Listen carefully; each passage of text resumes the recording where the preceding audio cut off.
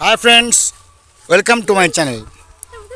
নিশ্চয়ই আপনারা দেখতে পাচ্ছেন জামকুলের গাছ।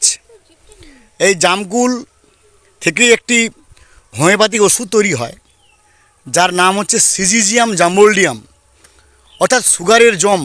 এই জামকুল, একটি জামকুল সুগার পেশেন্টদের পক্ষে এটা অমৃত।